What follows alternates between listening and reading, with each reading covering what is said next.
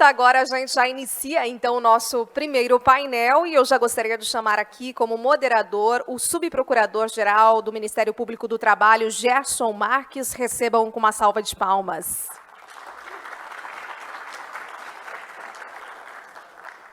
Complementando aqui os nossos convidados e convidadas, Gabriela Delgado, advogada e professora associada da Faculdade de Direito da Universidade de Brasília, que vai trazer um panorama, perspectivas e desafios de proteção justrabalhista para o trabalhador em plataforma de consumo. Seja bem-vinda. Salva de palmas.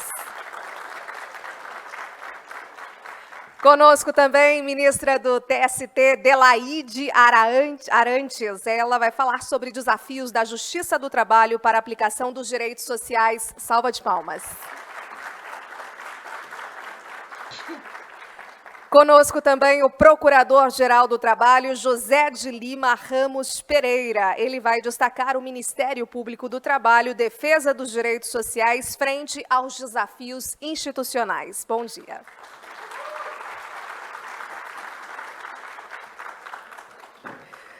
Doutor Gerson, convidados podem se sentar, ficar à vontade, a palavra é com os senhores. Bom dia, bom debate.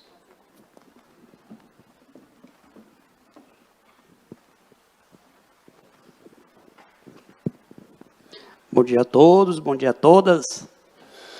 É estranho gente que é professor falar sentado, né? Mas bom dia! Ah, agora sim, bom dia, agora acordamos. É uma satisfação estar aqui, agradeço muito ao Pensar Brasil, especialmente na pessoa do Dr. Alisson, que está sentado ali na primeira fila, iluminando a primeira fila, a doutora Zilmar, a todos que participam, cumprimento aqui também o deputado Mota, meu querido deputado Mota, ao Costa Neto, enfim, a todos que fazem o Brasil pensar. Por isso que o Congresso é Pensar Brasil. Então, parabenizo a organização, parabenizo por essa iniciativa e tenho a satisfação de ter aqui ao meu lado a doutora Gabriela, a doutora Delaide e o meu chefe, né, o Procurador-Geral do Trabalho, o doutor José de Lima Ramos Pereira. Para eu vir aqui para cá, eu tive que pedir permissão a ele, né? Então, muito obrigado, doutor José de Lima. Nós temos hoje uma mesa, um painel tipicamente trabalhista e o trabalho é que compensa, o crime não compensa, né? O que compensa é o trabalho, nas suas diversas formas. Quando a gente fala em Pensar Brasil, nós passamos pelo trabalho. Quem faz o país crescer, se desenvolver, a força motriz é o trabalho. São os trabalhadores, são os empresários, esses dois atores é que fazem a máquina funcionar, é quem produzem. São empresários, são trabalhadores. E depois vem todo o resto. E em trabalhadores, claro, que está aí também embutido o serviço público, né? São os servidores públicos que fazem com que a máquina administrativa funcione adequadamente. Então, a máquina administrativa não funciona sem servidor público. O servidor público precisa ser valorizado e respeitado. Pela ordem das nossas tratativas, como nós vamos funcionar aqui, nós começaremos com a doutora Gabriela, que vai nos falar da sua excelente pesquisa. Eu já estava folheando o livro dela e aproveitei e roubei 2. Mas a organização viu quando eu estava escondendo dentro da minha mochila, né? Mas eu me lembrei de um irmão. Meu irmão esqueceu um livro em cima de um birô. E o aluno disse, professor Meton, o senhor esqueceu o livro em cima do pirô, o pessoal vai carregar. E disse, se não carregar, porque o livro não presta, né? Então, se carregar, eu fico feliz, na hora que o livro é bom, né? Foi isso que aconteceu com a pesquisa da doutora Gabriela. E, na sequência, nós teremos a doutora Delaide, que vai falar dos desafios da Justiça do Trabalho. E, em seguida, o Procurador-Geral do Trabalho, o doutor José de Lima, que vai falar também dos desafios do Ministério Público do Trabalho. Então, temos todos um bom painel. Doutora Gabriela, a senhora se sinta à vontade, satisfação recebê-la. Doutora Gabriela é professora, é doutora, é pós-doutora, e o currículo é tão extenso que eu vou parar por aqui. Obrigado, doutora Gabriela, seja bem-vinda.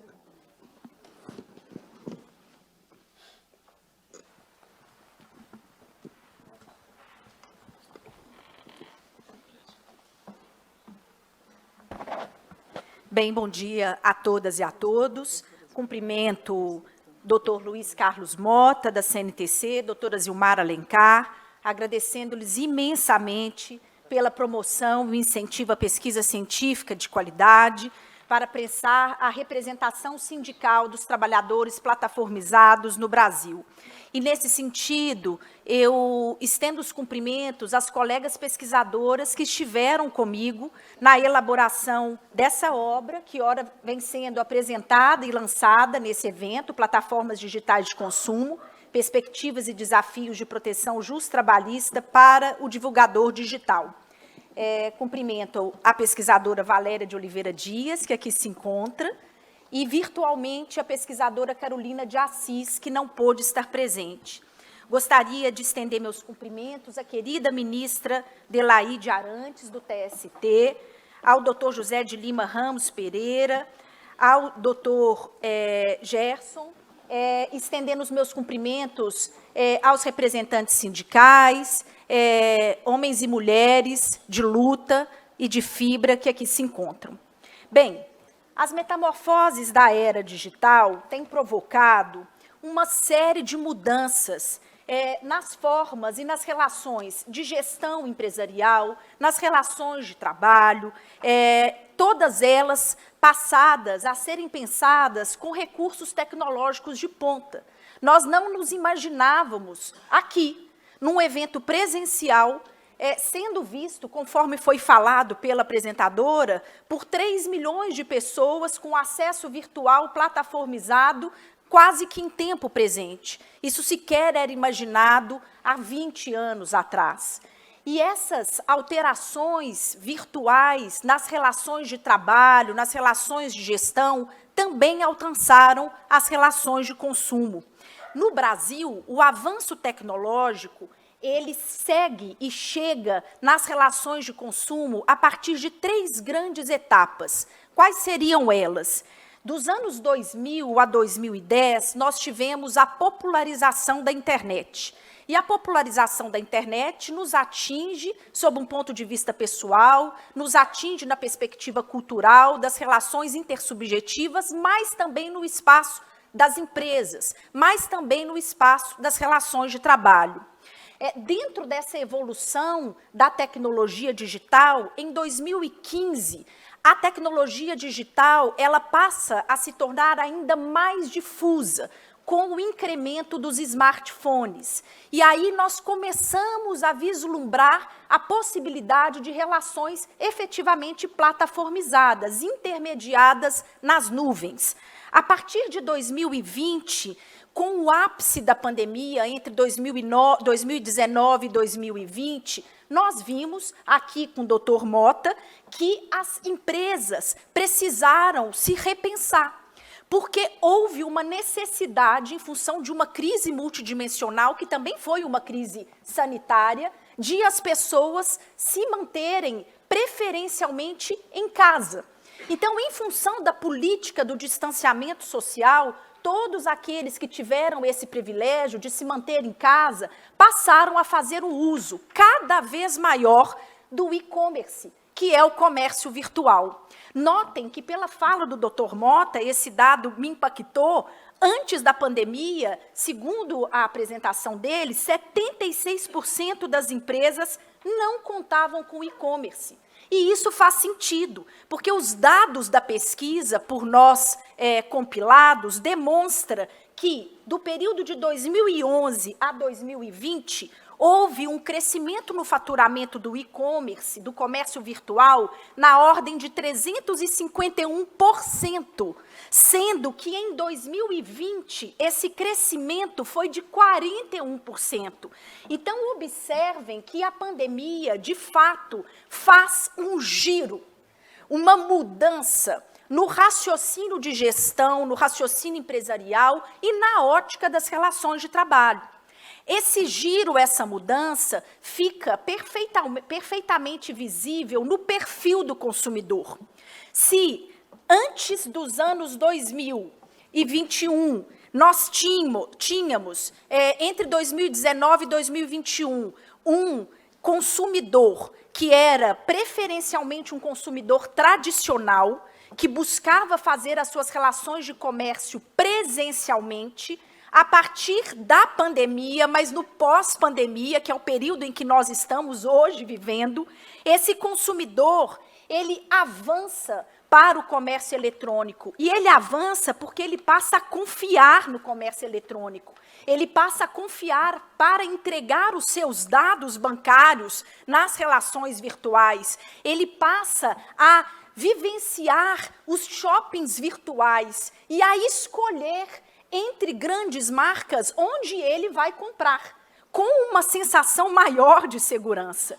E aí, o que o comércio eletrônico passa a fazer? O comércio eletrônico no Brasil e no mundo passa a adotar a estratégia da omnicanalidade. O que é isso?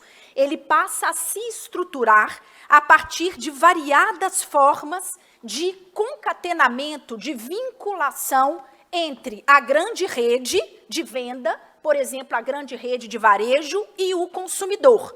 Então, existem canais variados e muitas vezes interdependentes que conectam a grande rede de varejo com o consumidor. Nós temos ainda as lojas físicas tradicionais, dentro de um modelo que foi um modelo usual nos anos 1990, 2000, em que nós vamos à loja fisicamente. Temos a intermediação do empregado-vendedor, que nos mostra o produto. Se o produto tiver em estoque, nós levamos o produto. É claro que dentro de uma lógica de gestão toyotista, que é uma lógica preponderante no Brasil, sobretudo a partir dos anos 1990, muito diferentemente dos anos 80, em que nós íamos, por exemplo, numa concessionária, e nós víamos Fusca, Fusca, Fusca, Fusca, Belina, Belina, Belina, Belina. Estão lembrando, gente? Chevette, Chevette, Chevette, Chevette. E saímos de lá com carro. Hoje, esse consumidor vai à loja presencialmente, ele escolhe, por exemplo, ainda pensando no carro, ele escolhe o carro, mas ele não leva o carro, porque, regra geral, o estoque é enxuto, é mínimo. Daqui a alguns dias ou daqui a um mês, o carro chegará para esse cliente.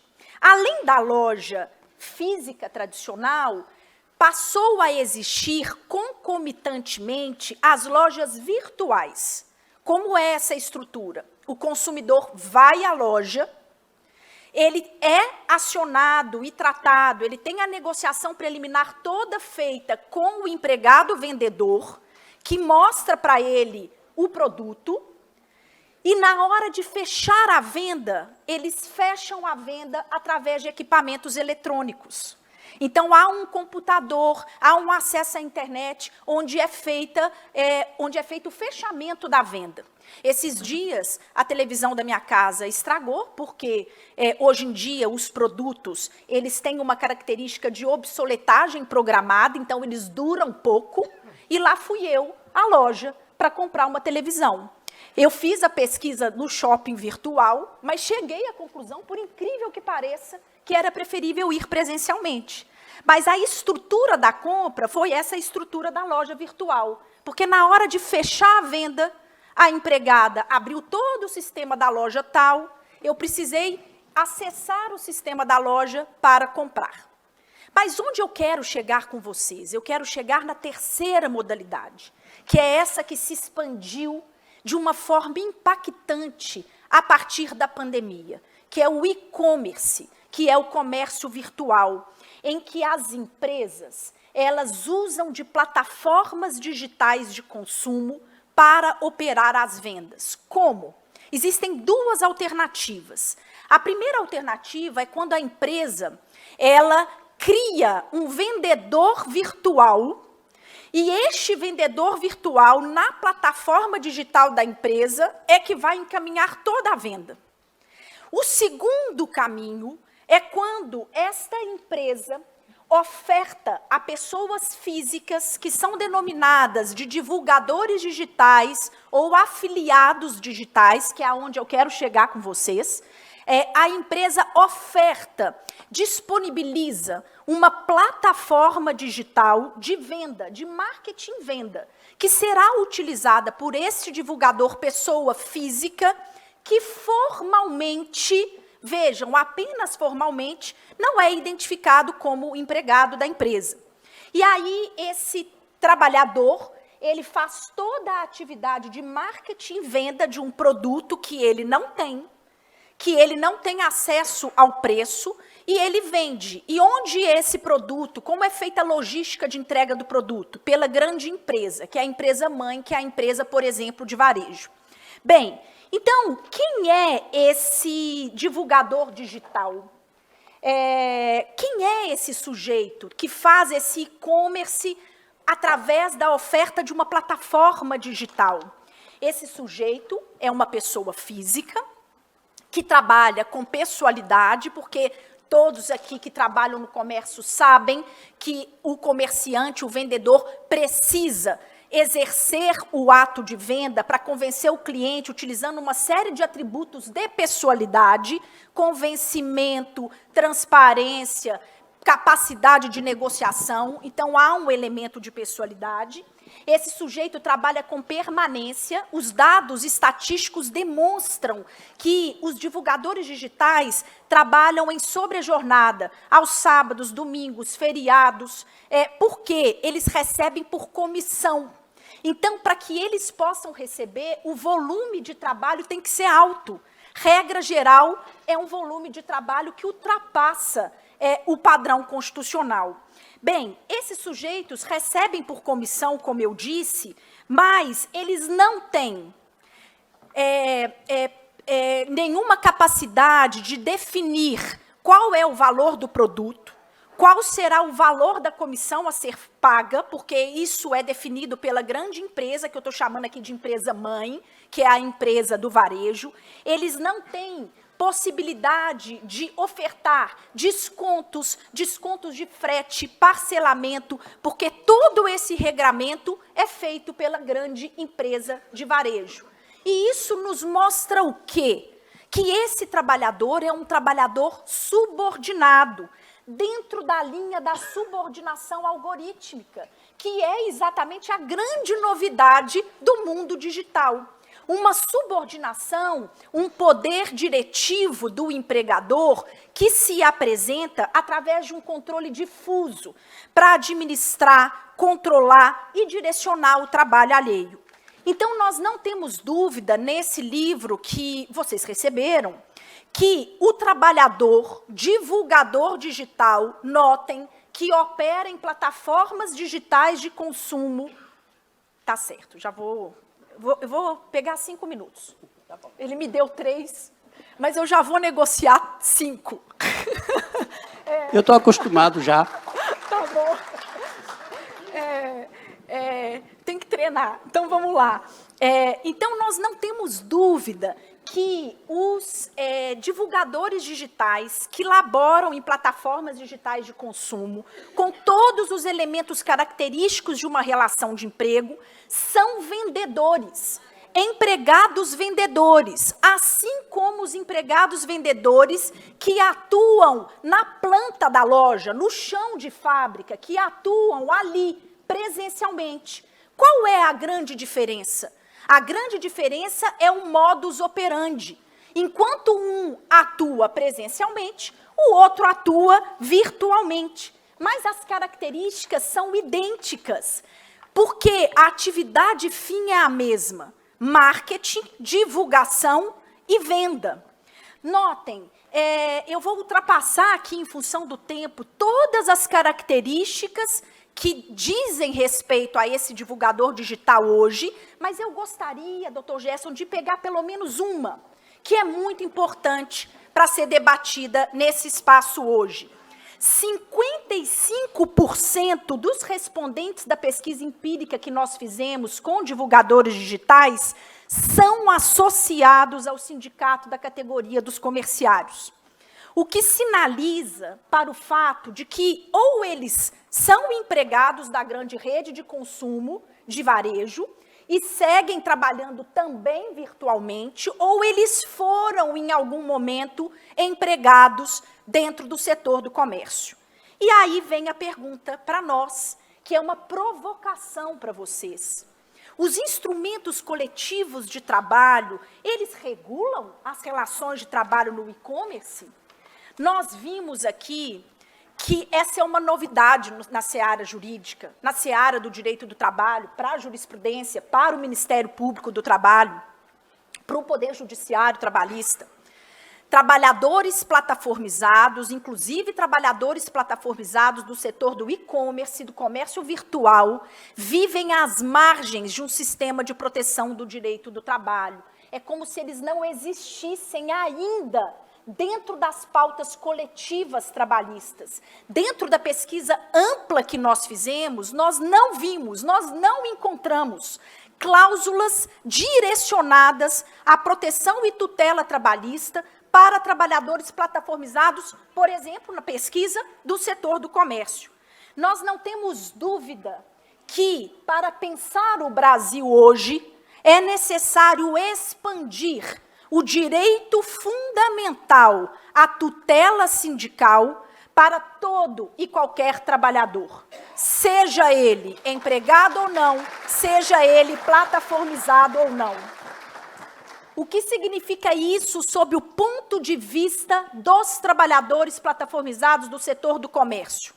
Aqui, a nossa fala vem no sentido de mobilizá-los a demandar juridicamente, à luz do direito fundamental ao trabalho digno do artigo 7º, nós temos, a Constituição traz todo o sistema de proteção ao trabalho humano, todo ele. Há arcabouço jurídico para isso. A ideia é que vocês possam, dentro de uma perspectiva de proteção trabalhista, progressista, tuitiva, teleológica, trazer a proteção, a tutela sindical, a negociação coletiva ampla para trabalhadores plataformizados do comércio. Isso significa que esses trabalhadores, eles devem ser regulados, sim, pela Lei 12.790 de 2013. Esses trabalhadores têm direito a receber a parcela fixa do salário ajustado, e não apenas uma comissão voluntária que não leva em consideração o momento da negociação preliminar, que é tão importante na vida, em todas as perspectivas. Esses trabalhadores têm direito a receber o piso salarial da categoria, ainda que proporcional ao tempo trabalhado, mas que se considere o tempo de disponibilidade, porque nós não estamos na Revolução Industrial, em que o trabalho era pago só por execução. Trabalho é tempo de disponibilidade e tempo de execução. E por isso que se também considere o direito fundamental à limitação da jornada. Em síntese, já concluindo, quando eu penso hoje o que é pensar o Brasil, quais são os diálogos possíveis sobre trabalho, desenvolvimento e futuro, pensando na perspectiva digital, pensar o Brasil é pensar que todo trabalhador tem direito ao tempo de trabalho amplo, que é o tempo em que eu demorei preparando essa palestra e que vocês não viram, mas eu estava trabalhando, e o tempo de execução. Então, trabalho não é apenas o tempo de execução, porque notem, quando nós pensamos no uberizado, por exemplo, e você vai lá no restaurante, você vai pegar a comida, tem lá os motoqueiros esperando para entregar a comida na casa das pessoas. Ele não recebe pelo tempo que ele está sentadinho do lado do restaurante, esperando o alimento que ele vai levar. Mas ele está em disponibilidade. Assim como o trabalhador do comércio digital está em disponibilidade quando ele está em negociação, quando ele está trazendo e preparando a rede para ofertar o produto. Então, pensar Brasil é pensar que jornada é tempo de execução e tempo de disponibilidade. Pensar Brasil é pensar que todo trabalhador, empregado ou não, à luz do artigo 7º da Constituição Federal, tem direito a direitos fundamentais, porque este é um patamar civilizatório mínimo, integrado para todos os cidadãos. Afinal de contas, o artigo 7º não fala em empregado, literalmente ele fala em trabalhador. Pensar Brasil é pensar que o mundo muda, que ele avança e que a Constituição só se torna presente se ela for ressignificada no tempo, o que vai exigir de todos nós integrar os trabalhadores plataformizados. Aos sindicatos, eu desejo luta, força e coragem para ressignificar esse tempo presente. Muito obrigada.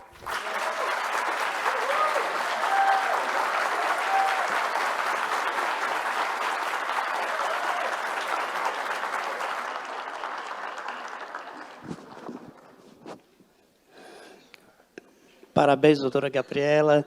Eu agradeço bastante, peço desculpas por ter que apresentar ali o horário. O moderador acaba desempenhando um trabalho também meio antipático, né? Principalmente quando a palestra é boa, excelente, e a gente, infelizmente, em razão do tempo, precisa definir o seu tema. Mas excelente a palestra. Eu tenho aqui algumas perguntas, mas em razão do avançado da hora, nós vamos correr com os demais palestrantes e, em seguida, se houver tempo, a gente dá continuidade aqui a algumas perguntas, a algumas provocações no bom sentido, né? Que a gente sabe que esse tema tem mudado o direito do trabalho, a teoria do direito do trabalho, né, está passando por uma modificação muito grande em razão disso, né? E e-commerce, e trabalho em plataformas, essas novas tecnologias que surgiram no mundo todo e aqui no Brasil também, infelizmente, quando vem, só vem para, não vem com uma condição melhor para o trabalhador. As mudanças vêm, né, normalmente com uma condição pior, e o trabalhador precisa se movimentar para poder ter um lugarzinho melhor. Nós invertemos aqui a ordem, a doutora Adelaide falará por último, e agora falará o doutor José de Lima. Eu já estou acostumado com essas ordens, né, femininas, porque lá em casa já sei como é que é, então já estou acostumado, viu, doutora Gabriela, não tem bicho não. Lá em casa somos 4 pessoas, aí minhas filhas, a gente faz uma votação no assunto, quando a gente chega a um consenso entre nós 3, a esposa chega e diz, não é assim não, é desse outro jeito, acabou a democracia. Então, doutor José de Lima, o senhor está com a palavra, o senhor fica à vontade de falar sobre os desafios do Ministério Público do Trabalho. Doutor José de Lima é procurador-geral do Trabalho, é mestre em Direito, tem várias especializações, está cursando o doutorado, não sei como ele consegue tempo para isso, porque o doutor José de Lima é caracterizado por uma pessoa muito dinâmica, ele movimenta a Procuradoria-Geral do Trabalho, tem relações intensas com o Congresso Nacional, tem desempenhado um ótimo trabalho perante a nossa categoria e o importante trabalho nesse momento em que, vez por outra, as instituições trabalhistas sentem dificuldades, às vezes são alvo de ataque, e o direito do trabalho é uma constante mudança. Isso exige do procurador do trabalho uma intensa atividade. Cumprimentar aqui também o doutor Fábio, que é o vice-procurador-chefe aqui do Rio de Janeiro, vice-procurador chefe da PRT1, da Procuradoria Regional do Trabalho 1 do Rio de Janeiro. Doutor Fábio, satisfação tê-lo aqui. Doutor José de Lima, pensei que o senhor estava olhando aí o slide, mas já concluiu, então. Doutor José de Lima, o senhor está com a palavra. Obrigado. Bom dia a todos e todas. A dificuldade, você falar depois de Gabriela Delgado e da Adelaide, né? Ou seja, então foi diminuído um pouquinho, porque aí eu deixei a Adelaide, né? Ela pediu para falar por último, por uma questão de que o que ela vai apresentar é uma perspectiva que para ela realmente tem razão, fica bom falar no final, e é evidentemente que a gente tem a oportunidade de falar para essa plateia. Primeiro é o seguinte, doutor Gerson, realmente eu não sei como, quando eu falo que eu faço doutorado, o pessoal, não fale a ninguém que você faz doutorado, porque você é procurador-geral. Eu faço, porque minhas aulas começam às 7 da manhã, né? Então, 6h45 eu já estou em aula. Bom, pessoal, eu quero dizer a vocês, parabenizar aos envolvidos aqui, né, que idealizaram esse belíssimo evento. E você fala, pensar Brasil, pensar o Brasil, pensar no Brasil, pensar com o Brasil. Você precisa envolver todas as entidades e, por isso, é importante aqui, neste evento, ter patrões e empregados. A Constituição Federal, não por acaso, não existe coincidência, eu não entendo que existe coincidência, colocou lá valor social do trabalho e iniciativa privada, um ao lado do outro. Significa que um não vive sem o outro. Então, por isso, parabéns pelo nome Pensar Brasil. Pensar o Brasil, pensar no Brasil, pensar com o Brasil. Primeiramente, quais são as perspectivas que nós temos hoje? eu tenho um tempo também realmente pequeno, fiz aqui uma palestra para 1h30, vamos dividir em 25 minutos. Bom, pessoal, é o seguinte, quais são as perspectivas? Trabalho e o mundo pós-pandemia. Quando veio a Covid, que a gente pensava que seria algo... Primeiramente, o que é que você pensou? 15 dias, um mês, não é? A expectativa e realidade, aquela música, né? Então, expectativa, realidade. A expectativa é que duraria o quê? Um mês, podia ser 2 meses, podia ser... Aliás, não ia chegar no Brasil. Na época, algumas pessoas, não chega no Brasil não, está lá em cima. E começou a chegar, e chegaria, porque chegou ao mundo inteiro. E a expectativa não foi alcançada, a realidade foi outra. Nós vivemos 2 anos terríveis, né? Perdas de vida, e para não dizer que não piorou, nós temos uma guerra em andamento. Então, são tragédias humanas que, às vezes, muitas pessoas, muitos jovens só viram em livros, e hoje estão vendo na realidade. Peste negra, temos pandemia. Guerra, Primeira e Segunda Grande Guerra, temos uma guerra que ninguém sabe aonde ela vai terminar. Então, primeiramente, precisamos de humanidade. As empresas, quando se fala do Ministério Público do Trabalho, diz assim, o Ministério Público do Trabalho tem algo contra a empresa? Ao contrário, o Ministério Público do Trabalho precisa que as empresas sobrevivam. Porque se não tiver empresa, não tem emprego. É essa a realidade. Nós precisamos ter empresas sadias para ter empregados sadios. O que a gente combate é apenas a precarização do trabalho para que tenha lucro. Só isso. É o básico. Só que o básico, pessoal, leva a trabalho, combate ao trabalho escravo contemporâneo, combate ao trabalho infantil, combate à discriminação, combate a vários preconceitos existentes na sociedade. A nossa vida do trabalho é um microsistema que nada mais representa o macrosistema, que é a humanidade. Você tem no trabalho um mínimo, um mundo pequeno, que é a representatividade do seu mundo que você vive o dia a dia. No seu local de trabalho, você tem pessoas que você se dá bem, tem pessoas que você não se dá bem, são pressões existentes, como tem no mundo. Então, o mundo do trabalho não é um mundo separado do mundo, não. É igualmente atingido pela pandemia. O que é que aconteceu? Nós nos fechamos em casa. Nós nos fechamos, quando começou a fechar os comércios, tinha uma amiga, inclusive, que na semana que inaugurou um empreendimento, chegou a pandemia. Era no setor de alimentos. E ela fez assim, Lima, o que é que eu faço? Eu contratei, está aqui, ó, carteiras assinadas, tudo. Gente saiu do emprego para vir para trabalhar comigo, mas eu não tenho como, porque eu vou ter que fechar. E a gente sofre junto. Porque ninguém quer que a economia brasileira caia. Ninguém quer que o desemprego aumente. Ninguém pode torcer contra o ruim. A gente tem que torcer para que o mal não exista. Mas o mal existe. É humanamente impossível separar. Nós precisamos avançar.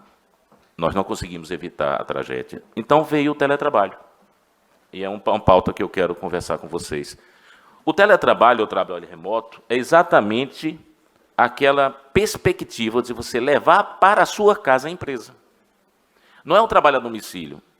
É um trabalho que pode ser feito em casa, pode ser feito na rua, pode ser feito no celular. Então, hoje nós temos um sistema, como a professora Gabriela Delgado falou, que envolveu o comércio, nós temos aqui o FEComércio, ele passou a ser virtual. Você hoje, usando na sua casa, você escolhe tudo, compra tudo, recebe tudo. A automação não é por acaso que ela foi protegida, o emprego humano foi protegido da automação. Está lá na Constituição Federal. Por quê? Porque, claro, evidentemente, que na hora que você desenvolve ferramentas importantes, atinge o trabalho. Né? Postos de gasolina, perde emprego se você não tem frentista, como acontece, por exemplo, nos Estados Unidos. Você pode perder emprego, você tem um condomínio, você tem toda a sistematização da segurança, perde a questão dos vigilantes. Então, nós temos que chegar a que caminho?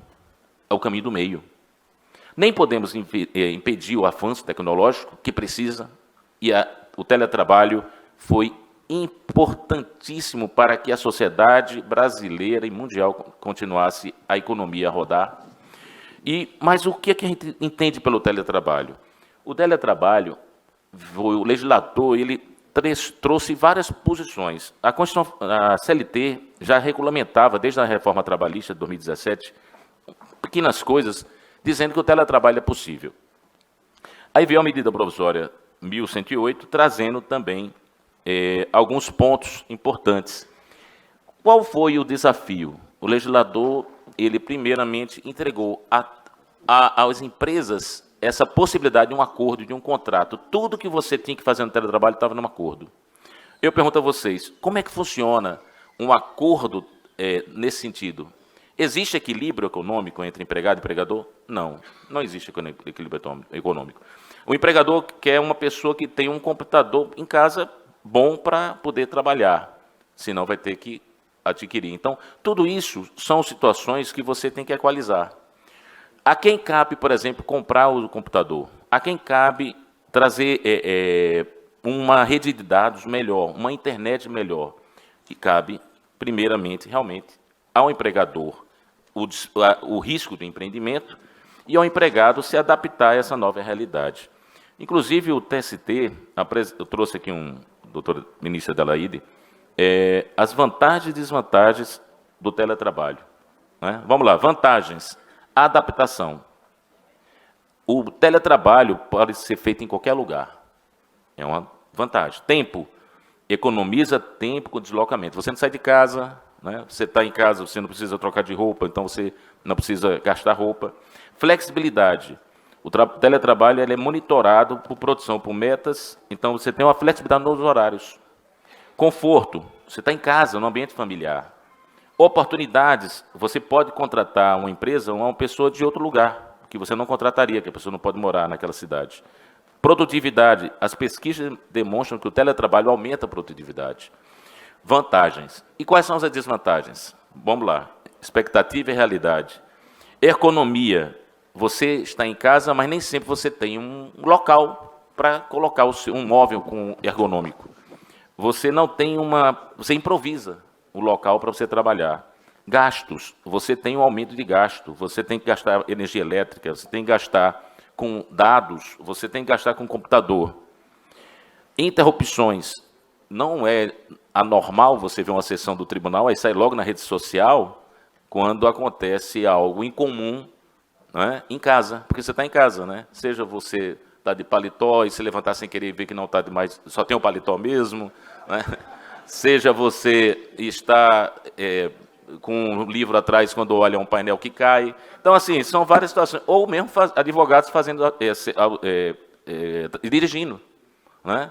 E o ministro, em um determinado tribunal, perguntou, peraí, a senhora está dirigindo? Né? A senhora está dirigindo? Não, ela não parou, não. Estava dirigindo e fazendo a sustentação. Então, na realidade, são situações que acontecem no teletrabalho, que são desvantagens. Interrupções, toda hora, pode ser uma criança chorando, um animal latindo, uma construção. Eu achei uma vez uma sessão, estava na sessão, e começou a bater em alguém, era uma obra, e a pessoa não pode parar uma obra de um vizinho. São interrupções. Socialização pessoal, o teletrabalho faz você isolar-se. Né? Então, você tira aquele pertencimento. O que é o comum no sindicalismo, no movimento sindical? Você está junto. Não é? E na hora que você está separado, você perde isso e traz um isolamento, não um pertencimento. Sobrecarga. É ótimo o teletrabalho. Você não tem a hiperconexão digital. Você não tem limites. Eu mesmo, às vezes, me pego 1h da manhã, eu durmo muito pouco, 1h da manhã, estou lá e vou despachar, não tenho o que fazer, vou despachar. Né? Netflix e despachar. Mas, realmente, e a gente tem que ter esse limite. E nós não temos. Não foi criado essa limitação. Então, são vantagens e desvantagens. Está no site do TST, eu recomendo vocês irem dar uma olhada. Bom, eu vou tentar diminuir aqui, porque eu já sei que o doutor Gerson está aqui me pede. Vamos lá. Quais são os requisitos? Aí o teletrabalho. O que é que importa para a gente? Quem paga o custo do teletrabalho? Bom, a CLT fala que o risco do empreendimento é do empregador. Tá certo? A lei fala, a medida provisória fala que a legislação já fala que você tem que sentar tudo e fazer um acordo. Então, vamos chegar ao meio termo. A quem cabe, realmente, o risco do empreendimento? A empresa pode fazer com que o empregado compre o seu computador e negocie, fazer um desconto do seu salário, ou negocie pagar a parte que precisa. Agora, em que sentido? Você tem um computador e você precisa de uma rede de dados. Você vai ter que aumentar a sua rede de dados. Quem vai pagar isso? Então, tem que haver essa negociação diretamente com empresa e empregado. Mas, na dúvida, o risco do empreendimento é do empregador. Agora, o que tem que ficar claro? Não pode haver expansão do horário de trabalho. Quando você tem 8 horas por dia e 44 horas semanais, está na Constituição Federal. A doutora Gabriela falou muito bem. Qual a diferença do trabalhador, de quem está virtualmente trabalhando, do quem está fisicamente, presencialmente trabalhando? Só mesmo o fato de ser presencial e virtual, mas é empregado de qualquer jeito. Por isso que o trabalho remoto precisa ter limitação. 8 horas por dia, 44 horas semanais. Não pode passar. E se passar, horas extras. Então, isso tem que ficar bem claro. Nós ajuizamos ações, várias ações, discutindo exatamente a questão do teletrabalho. Não há necessidade de você... Aí está aqui a medida provisória, né? E faço... nós fizemos várias notas técnicas em relação a vários temas. E a grande dúvida que fica é que me perguntaram, me diga uma coisa, mudou a sociedade? Mudou. Nós temos o teletrabalho hoje, temos vários... porque realmente é um requerimento muito grande, mas o que eu sugiro a empresas e empregados é conversem a melhor forma de desenvolver o teletrabalho na casa. Agora, que não pode ultrapassar o horário de trabalho, mesmo que seja por produção e tarefa, tá? Eu estou dizendo isso porque a medida provisória disse que ele excluiria por ser de produção e tarefa. Não exclui. A medida provisória não pode ser contra a Constituição Federal. Uma lei não pode ser contra a Constituição Federal. São 8 horas por dia, 44 horas semanais. Ponto. Tá? O que passar, horas extras. Tem como fazer o controle? Tem. Tá certo? Você tem que logar. A partir dessa que você loga, você já começa a contar. Segundo, a questão de ser por produção ou tarefa não importa. Desde que a CLT, quando fala que não faz o controle de jornada de gerentes de gestão ou de trabalhos incompatíveis, é exatamente por ser incompatíveis. Mas o teletrabalho não é incompatível com o controle de jornada. Tá? E qualquer regra nesse sentido é inconstitucional. Em relação até porque você precisa, questão da hiperconexão, né?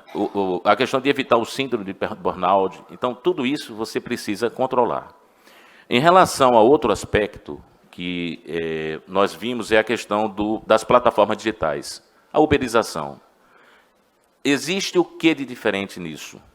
Quando houve a reforma e houve um aumento realmente a partir de 2017, aí veio uma pandemia, tudo isso fez aumentar o desemprego. Muitas pessoas que tinham trabalho formais foram para a informalidade. E qual foi a solução? A uberização foi uma necessidade, inclusive, que permitiu que a gente conseguisse fazer esse transporte de pessoas e de mercadorias. A grande pergunta é, de quem é o vínculo? Existe vínculo de emprego entre o motorista, por exemplo, seja de Uber, 99, ou qualquer dessas empresas, ou iFood, existe vínculo de emprego do entregador? Ou não existe? Quem é que se responsabiliza por eventual acidente, fatalidade? Então, tudo isso tem que ser questionado. Qual é a importância dessa questão? É importante demais. Quando você teve a pandemia, não sei se vocês notaram, os carros dos Uber, no Uber, o 99 todos, a gente fala Uber porque ficou, né, caracterizado pela palavra. Mas quando você chegava lá, não podia andar no banco da frente, só no banco de trás. Você começou a ter alguns com acrílico. Teve um que chegou e disse, olha, eu gastei aqui do meu bolso. Quem tinha que pagar aquilo? Evidentemente, ele pagando e a empresa dar condições de ressarcimento por essa despesa. O meio ambiente de trabalho é uma responsabilidade de quem se beneficia do trabalho. Independente do vínculo, hein, pessoal? Independente do vínculo. Não existe necessidade de vínculo empregatício para garantir um meio ambiente de trabalho sadio. Você pode ser empregado, você pode ser trabalhador, Porque o empregado é aquele com vínculo, o trabalhador seria aquele geral. Qualquer trabalho efetuado, a responsabilidade de manter um bem ambiente de trabalho é de quem se beneficia do resultado desse trabalho, que são as empresas. Então, não estou discutindo nem vínculo. Nós temos, inclusive, numa medida provisória, dizendo exatamente isso. Se houver um acidente fatal, por exemplo, o motorista é assaltado, ele morre um assalto.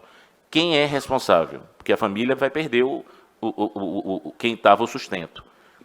Lá na medida diz o quê? A empresa que está, naquele momento, sendo utilizada no atendimento. Então, veja que nós já estamos ultrapassando a questão do vínculo. O vínculo empregatício, aí na opinião do Ministério Público do Trabalho, ela existe sem necessidade de mudar a legislação. Eu tenho uma dificuldade quando muda a legislação no Brasil, trabalhista e tributária. Eu nunca vi mudança de legislação trabalhista e tributária no Brasil beneficiando contribuinte e trabalhador. Eu estou para ver. Quando vem alguma mudança, sempre vem algo prejudicando tanto o contribuinte como o trabalhador. Mas, em relação a essa questão da uberização, nós temos decisões conflitantes, está em construção. Agora, é incrível, acontece uma coisa que no Brasil, o Brasil andou para trás, porque França, Inglaterra, Itália, Suíça, né, que normalmente são menos protetivas que o Brasil, elas simplesmente... Ainda bem que eu não entendo sua letra. Simplesmente,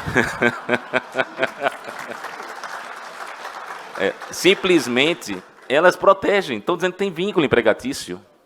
E nós, aqui no Brasil, nós temos 2 decisões de 2 turmas, ministra Adelaide, dizendo que não tem, e uma recentemente, inclusive com o relator, ministro Maurício Godinho Delgado, pai da palestrante, dizendo que tem. E eu vou lhe ser sincero, tem vínculo empregatício. Agora, isso é uma coisa que você tem que fazer cabo de guerra? Não, pessoal. São construções que estão sendo feitas na jurisprudência. Vai ter vínculo empregatício ou não vai ter vínculo empregatício? Qual a diferença de ter vínculo ou não ter vínculo? É a proteção do trabalhador. O que é que você caracteriza se tem vínculo ou não tem vínculo? Quando você tiver dúvida, quem dá a ordem? Quem determina? Existe liberdade? Ah, não, o Uber ele só aceita a corrida se quiser. Vamos lá. Quem é que faz... Deixa eu botar aqui na tela a partezinha aqui para vocês terem uma ideia. Está aqui. O algoritmo escolhe qual cliente, o motorista para atender e vice-versa, o destino, distribui os passageiros segundo a demanda e impõe o preço de acordo com a procura. É uma nova forma de subordinação, é a subordinação por algoritmo. Quem diz tudo isso é o robozinho. O robô que diz tudo. Você recebe ligação telefônica de robô? Toda hora, né? Eu estou com mais 50, eu tenho um macete. E quando eu recebo uma ligação que eu não gosto, assim, que eu sei que ele vai ligar, eu boto não atender. O meu celular, o maior nome é não atender, porque já aparece. Porque eu não quero receber. Então, esse robô, ele escolhe tudo. Inclusive, diz um mapinha lá para você onde está o carro. Então, o motorista tem liberdade? Não, não tem liberdade. Então, por isso que entende o Ministério do Trabalho e, realmente, sendo construída uma jurisprudência que tem vínculo empregatício. A necessidade de reconhecer esse vínculo tem questão previdenciária, tem questão social, é importante isso, porque a Uber, eu me lembro demais do McDonald's, vou dar só um exemplo, eu posso citar porque eu participei da negociação, o McDonald's tinha uma jornada diferente, ele botava os jovens para trabalhar pela manhã no mês, pela tarde no outro mês, à noite no outro mês. E entraram com a denúncia e nós fomos apurar.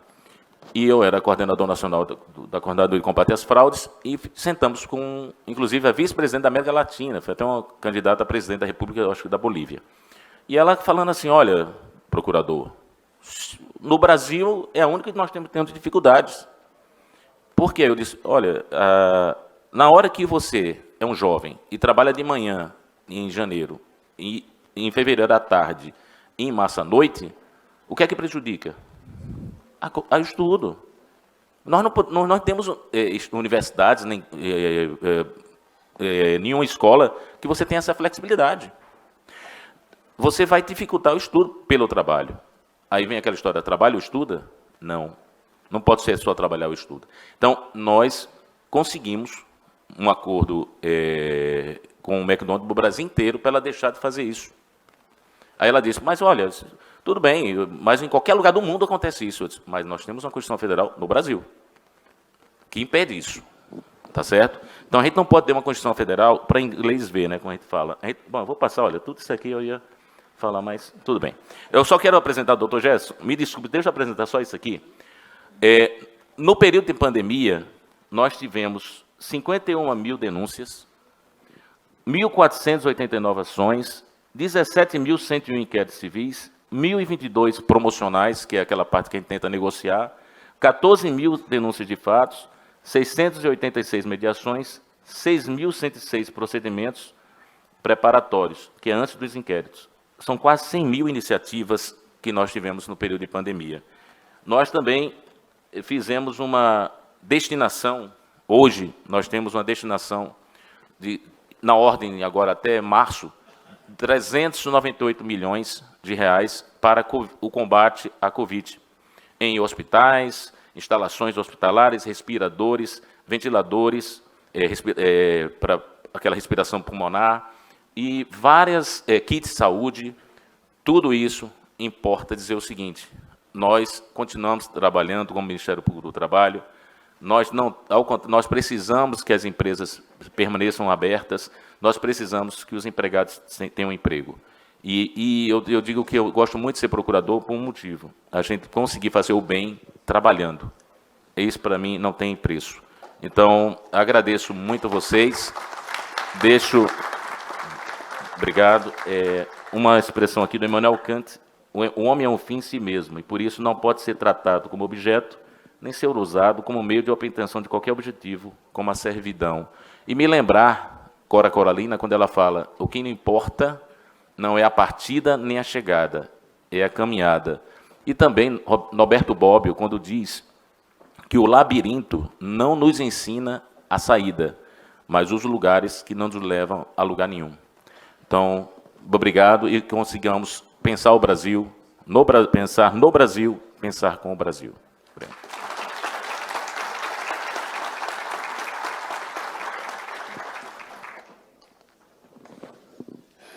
Ouvimos o doutor José de Lima, Procurador-Geral do Trabalho, com a excelente palestra e os excelentes números. E lembrando que essas quase 100 mil iniciativas não significam interesses individuais. Então, são interesses coletivos, interesses difusos.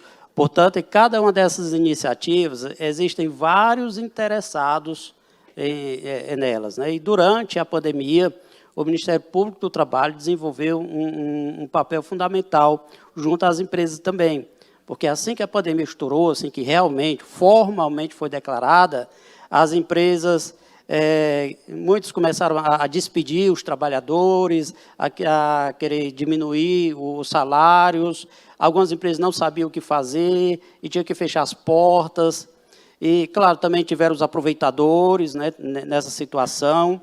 Então, o Ministério Público do Trabalho precisou fazer uma contextualização, conhecer as empresas, porque a pandemia não pegou todas as empresas da mesma forma. Algumas empresas realmente tiveram que fechar, não tinham como funcionar, mas outras empresas navegaram na onda muito bem, algumas empresas até se saíram melhor na pandemia. E algumas dessas empresas queriam o mesmo tratamento que a gente estava dando àquelas empresas que não podiam funcionar, e isso o Ministério Público não poderia admitir. Então, a gente precisou conhecer bem essa realidade para poder atuar de uma forma mais segura, uma forma mais justa, uma forma mais equânime. Então, a gente teve um papel fundamental nesse período. Mas esses problemas pelos quais nós, do Ministério Público, passamos, a Justiça do Trabalho passou a seu modo também, mutatis mutandis. E a doutora Adelaide, ministra do Tribunal Superior do Trabalho, mestra, a doutora Adelaide tem uma história de vida excepcional.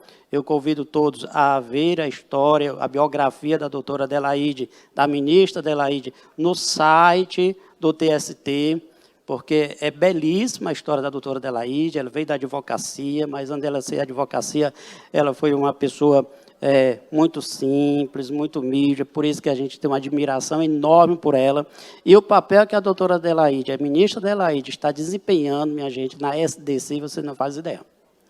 Sabe? A SDC ganhou um influxo muito grande com a ida da doutora Adelaide, da ministra Adelaide, para lá.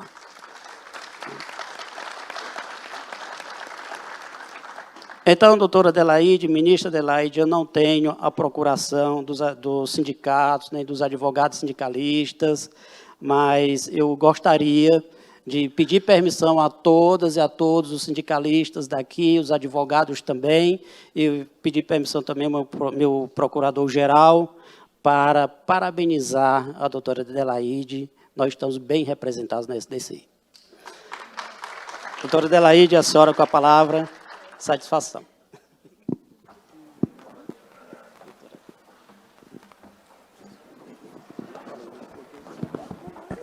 Bom dia a todas e todos. Eu vou pedir aqui licença para quebrar um pouco o protocolo, para dizer da minha dificuldade, da minha responsabilidade de falar agora por último, né? Depois de professora Gabriela e do querido procurador-geral, doutor Lima. E o doutor Lima falou que pedem para ele não dizer que está fazendo doutorado, né? E aí a minha situação é pior, doutor Lima, porque eu acabo de concluir o mestrado na Universidade de Brasília. A professora Gabriela foi minha orientadora, né? E também falaram para mim, a senhora é ministra, a senhora não tem nada que fazer doutorado. Imagina, isso vai ser um vexame, né? Então, eu fico muito orgulhosa disso e quero aqui aproveitar para agradecer. Eu quero cumprimentar a todas e todos, um cumprimento especial às mulheres participantes deste evento, né? Tanto na organização quanto assistindo, né? Nós, mulheres, estamos aí numa luta para fazer valer a igualdade assegurada na Constituição Federal, nas normas internacionais. Só a OIT tem 12 convenções ou recomendações com relação ao direito das mulheres. Só precisamos fazer prevalecer, né? Cumprimento a todas e todos que nos assistem, que são a razão de ser e os replicadores, né, deste evento, desse projeto Pensar Brasil tão importante, tanto os que nos assistem presencialmente, quanto aqueles que estão telepresencialmente. Eu cumprimento a mesa, a minha professora e orientadora, Gabriela Delgado, o nosso procurador-geral, que nos orgulha tanto, né, o doutor José Lima Ferreira, o nosso mediador, doutor Jefferson Lima, que nós tanto admiramos. Eu cumprimento os organizadores, apoiadores e patrocinadores deste evento. Sem os apoiadores e patrocinadores, doutora Zilmara, não teria o evento Pensar Brasil no Museu do Amanhã, né? Então, eu cumprimento e agradeço. Cumprimento e aproveito para agradecer a honra do convite, o Alisson Souza, do Sindileges, Costa Neto, do Sindijuse, e a doutora Zilmara Alencar, que foram os responsáveis pela formalização do meu convite. Eu quero agradecer muito. E são mais de 50 entidades sindicais, e por aí dá para saber que são milhões de trabalhadores aqui representados nesse evento. Eu quero cumprimentar o Queiroz, da FEComércio, o deputado Mota, da FEComerciários, que falaram antes de mim. Eles trouxeram pontos muito importantes. No Brasil, a gente fala pouco sobre isso, mas a importância do comércio e da indústria para a empregabilidade, ela é enorme. Mais de 50% dos empregos no Brasil, eles são oriundos das pequenas e médias empresas. E esse dado, ele também não é diferente no mundo. Não é à toa que a Organização Internacional do Trabalho agora incluiu nas suas diretrizes, nos seus relatórios, o fortalecimento das micro e pequenas empresas, né? O que é muito importante. E esse evento, ele tem uma importância enorme, enorme. No final, eu vou propor uma reflexão para que o Pensar Brasil também agregue, mas é de uma enorme importância e oportunidade. Eu tenho ouvido pronunciamentos da ONU e da Organização Internacional do Trabalho, parabenizo pelo convite ao Martin Hahn, dizendo que o diálogo social é a saída para esta crise. E o diálogo social, ele é fundamental, e o Pensar Brasil está nessa linha, dos fundamentos da nossa República e da importância de se dialogar. Eu não posso não posso entrar aqui direto na minha fala, que também é uma fala para 2 horas, mas que eu vou resumir, viu, Tolima? Sem cumprimentar as centrais sindicais que estão aqui presentes. E eu faço na pessoa do querido Adilson, o movimento sindical. No curso da minha fala, eu vou falar sobre a importância, que a cada dia é mais importante a representação sindical. Na SDC, nós conseguimos, através de uma maioria, rediscutir a questão do comum acordo. Aqui já foi dito que a Constituição ela não tem letras mortas. O que é a Constituição? Por que a Constituição Federal tem esse termo comum acordo e ela quis fortalecer a negociação, fortalecer a negociação direta entre as partes. Mas quando essa negociação não é possível, a Constituição também não quis que o trabalhador ficasse desamparado, que as convenções coletivas, as negociações coletivas não fossem concluídas e que os direitos dos trabalhadores ficassem, não é dos trabalhadores, é que a relação, que é a razão de ser dos direitos, que ela ficasse emperrada em razão de um termo da Constituição Federal. Então, a jurisprudência da SDC ela está evoluindo no sentido de que, quando houver negativa de negociação, que equivale a ato antissindical, e aí ele supre a exigência de comum acordo. Estamos fazendo essa discussão e estamos caminhando. E eu, com a minha origem, Gerson falou ali, cheio de dedos, mas a minha primeira profissão foi de trabalhadora doméstica, e fui empregada doméstica em Pontalina. Somos eu e o Paulo Nunes, de Pontalina, quando eu precisei trabalhar para ajudar nos estudos. Eu tenho muito orgulho dessa minha origem, mas, retornando, esse assunto nós estamos discutindo, e eu, com a experiência que eu tenho da advocacia, eu sou oriunda do 5º Constitucional, eu falo que o 5º também não é letra morta. Eu não sou magistrada de carreira e nunca serei.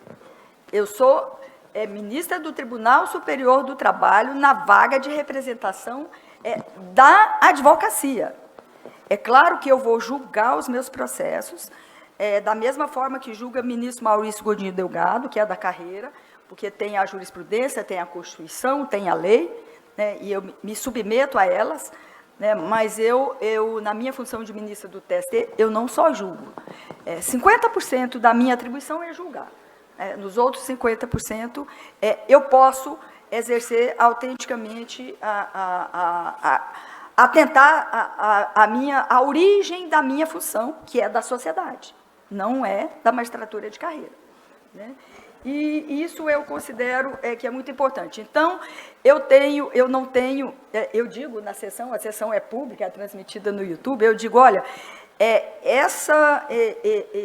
quando às vezes divijo ou às vezes apresento um voto para rediscutir alguma matéria que está na SDC, eu digo, olha, existe meio que um movimento de criminalização do movimento sindical. Criminalização da greve, criminalização do movimento sindical. Nós precisamos acabar com isso. Precisamos entender a representação sindical brasileira como defensores da classe patronal, os patronais, e da classe trabalhadora. E manter um diálogo. Eu fiquei satisfeita, Adilson, quando 11 centrais sindicais foram recebidas pelo presidente do Tribunal Superior do Trabalho. O caminho, no Tribunal Superior do Trabalho, caminha porque lá as eleições são por antiguidade, então caminha para ser eleito o ministro Lélio Bentes, para a próxima gestão, né, e eu faço questão de participar também desse diálogo. Eu não posso deixar também de cumprimentar o nosso... quem me antecedeu aqui na abertura falou sobre a pesquisa que foi feita, né, que é o livro que vai ser lançado hoje. São 3 pesquisadoras, a professora Gabriela, a doutora Valéria Dias, que é assessora no Tribunal Superior do Trabalho, e Carol de Assis, que é mestra pela UNB. A Carol não pôde estar aqui, mas quero cumprimentá-las por essa pesquisa, que é uma pesquisa muito importante.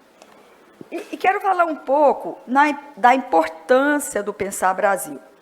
Eu recebi o material, e agora foi bom que foi entregue na pasta com a gente. E para reforçar a importância do Pensar Brasil, eu trago aqui alguns dados. 1% das pessoas mais ricas do mundo concentram 38% do aumento da riqueza global. É sobre a desigualdade no mundo, o aumento da desigualdade, e a pandemia, ela aumentou muito mais ainda a desigualdade. E o Brasil é um dos países mais desiguais do mundo. Os 50% mais pobres ficaram com apenas 2% da fortuna acumulada no mundo. A pandemia da Covid-19, ela exacerbou essas disparidades. Em 2020, o aumento da fortuna dos bilionários mundiais cresceu 3,7 trilhões, o equivalente aos orçamentos de saúde no mundo inteiro. Em compensação, mais de 100 milhões de pessoas foram lançadas na pobreza extrema. E aí eu li uma reportagem na Folha de São Paulo que eu achei muito interessante, e é recente, 24 de abril. Pandemia aquece a aviação executiva e milionários fazem fila para comprar jatinhos. Né? Então, o Pensar Brasil, ele está na linha certa, né? E é muito oportuno. Né? Uma fila, milionários aguardando jatinho, que nem tem no mercado para vender mais, tamanha procura. Né? O desemprego no mundo é, em média, 7%. E no Brasil? No Brasil, nós vivemos uma crise institucional, política, econômica, social, sanitária, né? Para não falar, para ficar por aqui. Existe uma crise institucional e política, né? Ameaças ao Supremo Tribunal Federal, ameaças à democracia e às instituições democráticas, e desrespeito ao judiciário, a decisões judiciais. Né? A crise econômica e social, ela foi muito agravada pela pandemia. O Brasil retornou ao mapa da fome. São 19 milhões de pessoas passando fome. A gente pode observar isso quando sai na rua. Né? 100 milhões de pessoas em situação de insegurança alimentar. 12,1 milhões de desempregados. Esse dado é do final de 2021. E 4 milhões estão em busca de trabalho há mais de 2 anos. Né? Quem antecedeu aqui na abertura falou sobre a questão de empregabilidade de jovens, né? Eu também vou falar rapidinho sobre isso. Aumento de 30% do número de moradores de rua só em São Paulo. Né? Esse é um dado de uma pesquisa que foi feita em São Paulo.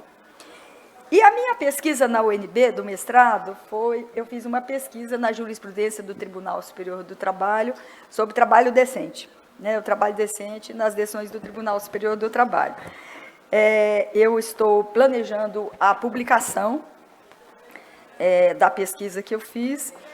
A pesquisa, como eu estou há 11 anos no Tribunal Superior do Trabalho, eu respondi as perguntas do ponto de vista da pesquisa, mas eu já sabia as respostas, né? Porque realmente são muito poucas as decisões nessa perspectiva de trabalho decente. Porque o trabalho é um direito social, mas o direito social não é qualquer trabalho, o trabalho decente, né?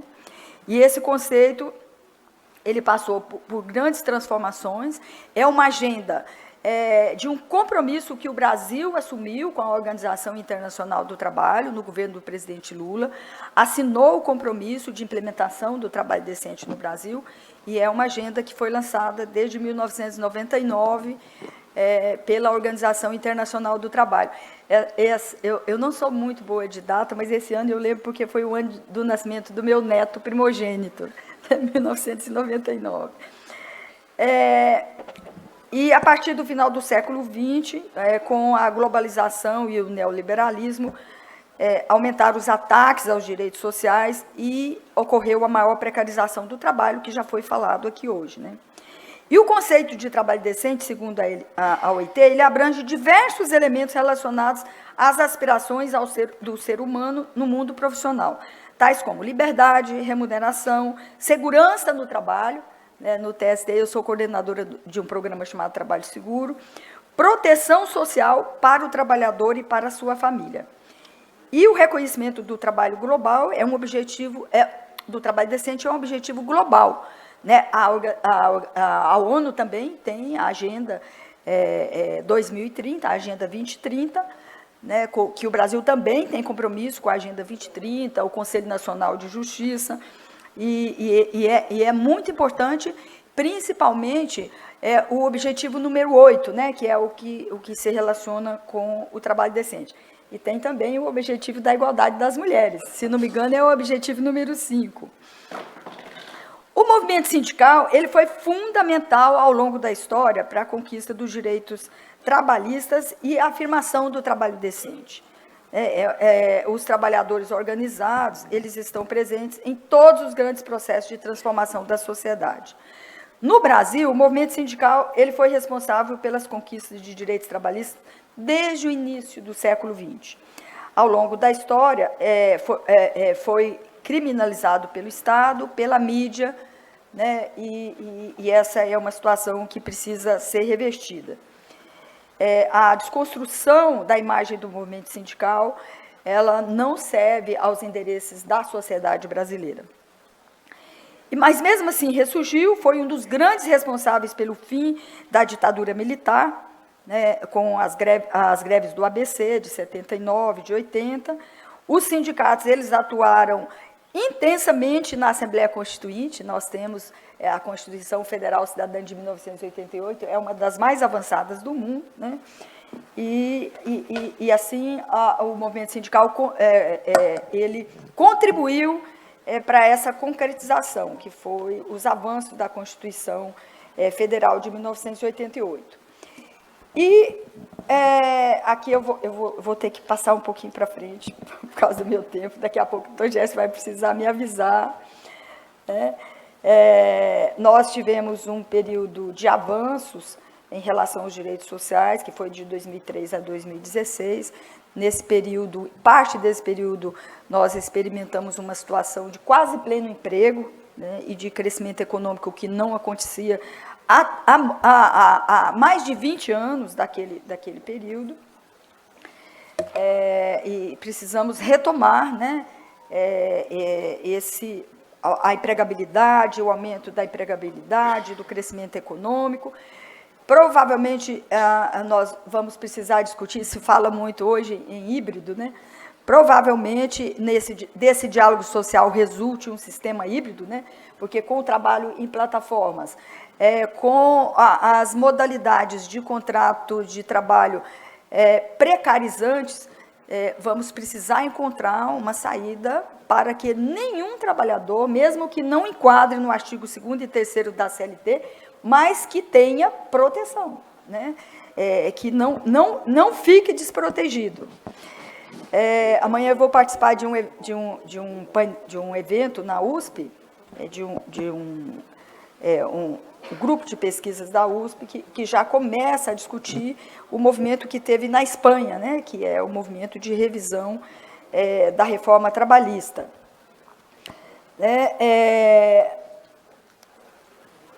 Não é demais afirmar que há um distanciamento do Brasil atualmente das metas da Agenda 2030 para o desenvolvimento social, que é que é o esvaziamento, né, dos programas sociais e a precarização do trabalho. E aí, a reforma trabalhista, ela foi aprovada em 2017, entrou em vigor em novembro de 2017, e ela teve um efeito muito nefasto de enfraquecimento do movimento sindical, né, de enfraquecimento do papel do direito do trabalho e até do papel da justiça do trabalho, né, porque na medida em que afeta o acesso à justiça, inclusive para a justiça gratuita, o que agora foi reparado quase integralmente pelo Supremo Tribunal Federal, mas de lá para cá são vários anos, né, houve uma redução muito grande de ações na Justiça do Trabalho. E se vocês consultarem um anuário do CNJ, que chama Justiça em Números, vocês vão perceber que os 5 temas mais demandados são horas extras, verbas rescisórias, quer dizer, então não existe uma demanda exacerbada de ações trabalhistas, existe um correspondente descumprimento de obrigações trabalhistas, né? Isso não sou eu que estou dizendo, é o relatório Justiça em Número que traz isso para a gente. Agora, eu tenho aqui 3 minutos, eu ainda... olha, estou só passando folha aqui, tá vendo? Mas eu vou concluir aqui fazendo uma pergunta para a gente mesmo responder, para a gente responder como reflexão. Quais os caminhos possíveis, essa reflexão para o Fórum Social Mundial, para o Pensar Brasil e para cada um de nós? Quais os caminhos possíveis para a proteção dos direitos sociais? Em primeiro lugar, defesa da democracia e do Estado democrático de direito. Sem democracia e sem Estado democrático de direito, não tem como pensar o Brasil, né? A reforma trabalhista, nós precisamos seguir o exemplo da Espanha e de Portugal, né, se não for revogada completamente, pelo menos uma revisão nos pontos que foram muito prejudiciais. Porque, quando eu digo isso, de enfraquecimento do movimento sindical, vocês podem perguntar, mas você é a favor da contribuição obrigatória? Eu nem entro nisso. Se era para cortar, então que desse um período de transição, né? Porque nós vivemos em um sistema capitalista, como é que vai fazer defesa de categoria sem dinheiro, né? Então, isso não é possível no sistema capitalista. E aí, deve faltar 1 minuto, Jefferson, eu quero fazer uma proposta de reflexão para o Pensar Brasil e para todos nós. Essa proposta que eu vou fazer é uma proposta que foi defendida também no recente CONAMAT, que é o Congresso Nacional dos Magistrados Trabalhistas, que resultou na Carta de Ipojuca, que foi de 27 a 30 de abril agora. Nós precisamos, como preliminar, defender a democracia, defender a Constituição Federal de 88, defender as nossas instituições democráticas que estão sendo atacadas, o TST está sendo atacado, o Supremo Tribunal está sendo atacado, não só atacado, mas tendo suas decisões também desobedecidas e sofrendo ameaça. O ministro Alexandre de Moraes era convidado para fazer, lá no CONAMAT, a abertura, ele não pôde ir presencialmente, ele fez por vídeo. O ministro Alexandre, hoje, é um ministro do Supremo Tribunal Federal que não pode sair à rua, que a esposa recebe ameaça, que os filhos recebem ameaça. A ministra Rosa é a nossa parceira, nós temos uma confraria de ministras mulheres no TST, não podemos mais fazer as nossas reuniões da confraria em público, né, temos que fazer na residência de uma das ministras, né, então é uma situação muito difícil e com muito risco. Existe um risco efetivo de golpe à democracia, não é brincadeira, quem está sinalizando com golpe não está brincando, né, porque eles não brincam, né. Sem democracia não é possível pensar o Brasil. Quero parabenizar ao Pensar Brasil e a todos os seus idealizadores e que tiraram do papel para funcionar. A gente sabe que não é fácil realizar um evento desse, não é fácil dar concretização às nossas ideias, né?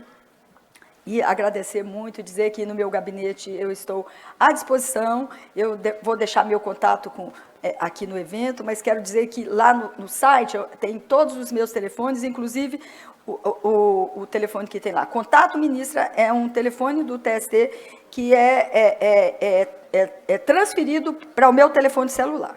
Tá? Então, eu estou também nas redes sociais, né? É uma questão que é muito discutida, né? A magistratura não podia ficar na rede social, né? Mas é uma questão que está sendo discutida, não é proibido.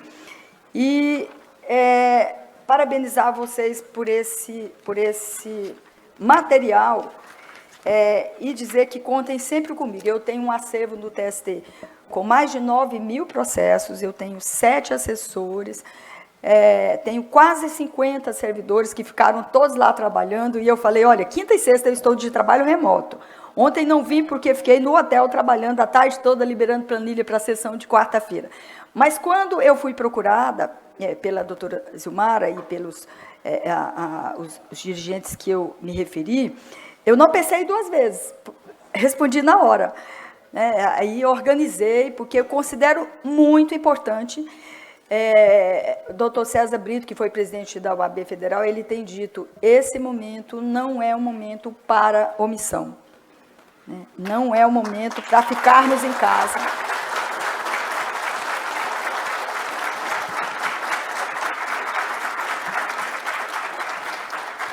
Um abraço grande e eu peço desculpa a todos, aos que nos assistem, ao nosso mediador, que foi tão carinhoso comigo. Muito obrigada. Eu peço desculpa por ter extrapolado o meu tempo.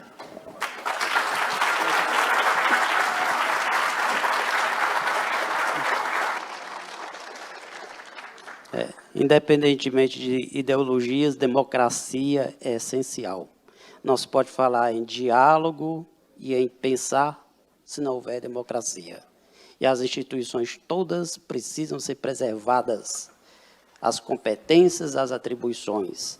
E entre as instituições estão também os sindicatos, são instituições civis. Eu quero encerrar o painel agradecendo muito a doutora Adelaide, que me falou agora por último, a doutora Gabriela, ao doutor Lima, José de Lima, procurador-geral, e dizer que não foi possível haver os debates em razão do adiantado da hora, mas ainda temos muito a debater nas palestras que se seguem. Muito obrigado a todas e a todos.